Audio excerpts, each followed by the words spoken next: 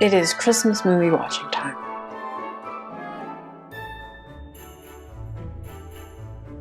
I do have a warm beverage to drink, my tea, my Colorado mug. Today I'm watching the 1935 version of Scrooge. It was originally in black and white, but all I could find is a colorized version of it, so we're going with it. It is actually now in the public domain, so you can find it lots of places, even streaming. Now, this version of Scrooge was directed by Henry Edwards, who was a prolific actor in British silent movies, and then decided to turn to directing, and he had quite a successful directing career. And in the 30s is his most prolific time as a director, directing this movie and the movie Juggernaut. After a while, he goes back to acting, playing old-timers in movies. And then he did pass away in 1952 at the age of 70. So this being the first talkie version of Scrooge,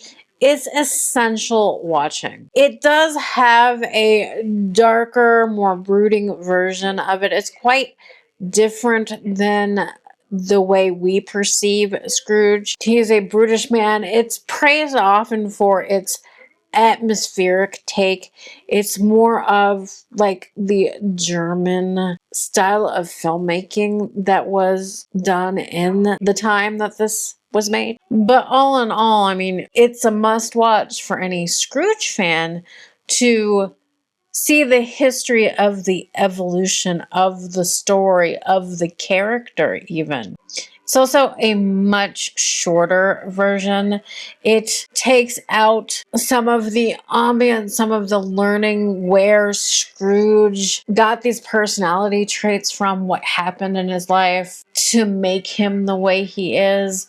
So not a lot of back character in this movie or backstories for the characters, just the short, quick, straight version of the story. But if you're interested in film and film history, this has to be an essential watch, especially if you're looking for the history of movies like the Scrooge, A Christmas Carol story. Then this is the first talkie version of the movie, and this is the oldest one available to watch now. So it becomes essential viewing from that perspective.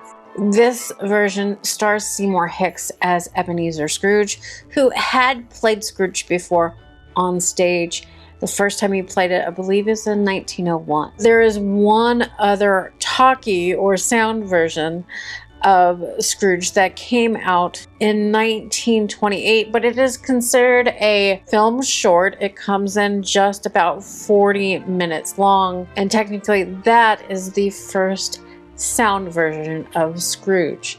There's also a 1913 version, a silent film version of Scrooge. It's called Old Scrooge. It's a little different from other tellings of Scrooge, but that version of Scrooge, Old Scrooge, also stars Seymour Hicks as Ebenezer Scrooge. Then we have Donald Calthrop as Bob Cratchit. Phillip Frost plays the character of Tiny Tim in this movie. He is all of 9 years old when he stars in this. Barbara Everest played Mrs. Cratchit in the movie, and she was a character actor in several films, even the 1944 classic Gaslight, where she played Elizabeth.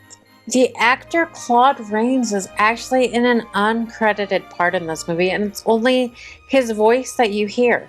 He is actually Jacob Marley in this movie, but you never physically see him, but that is Claude Raines' voice. But like I said, this is worth a watch. It's not the greatest version of Scrooge. It's basically a curiosity piece for film lovers and film historians. So it's worth a watch in that context. But is this going to be the greatest Scrooge that you've ever seen in your life? No. There's much better versions of this story out there. Thank you for joining me. My name is Stacia. If you like movies as much as I do, consider subscribing to the channel. If you liked this video, please give me a thumbs up and leave a comment. I love talking to you about the movies. But see you next time. I love you all. Bye.